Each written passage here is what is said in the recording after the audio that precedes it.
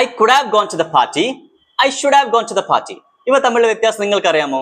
Let's understand. ഈ could have നമ്മൾ use ചെയ്യുന്നത് കഴിഞ്ഞ കാലത്ത് പാസ്റ്റിൽ നമുക്കൊരു കാര്യം ചെയ്യാമായിരുന്നു, അല്ലെങ്കിൽ നമുക്കൊരു കാര്യം ചെയ്യാൻ കഴിയുമായിരുന്നു, പക്ഷെ നമ്മളത് ചെയ്തില്ല എന്ന അർത്ഥത്തിലാണ്. For example, I could have gone to the party, എനിക്ക് പാർട്ടിയിലേക്ക് പോകാമായിരുന്നു അല്ലെങ്കിൽ പോകാൻ കഴിയുമായിരുന്നു, പക്ഷെ ഞാൻ പോയില്ല. അതുപോലെ she could have gone abroad, അവൾക്ക് വിദേശത്തേക്ക് പോകാമായിരുന്നു അല്ലെങ്കിൽ വിദേശത്തേക്ക് പോകാൻ കഴിയുമായിരുന്നു, പക്ഷെ അവൾ പോയില്ല.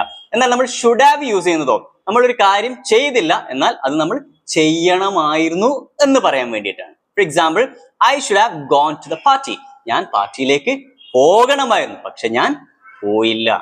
അതുപോലെ you should have gone to the doctor, നീ ഡോക്ടർ അടുത്തേക്ക് പോകണമായിരുന്നു, ദാറ്റ് മീൻസ് നീ പോയില്ല, യു ഡിഡ്ന്റ് ഗോ.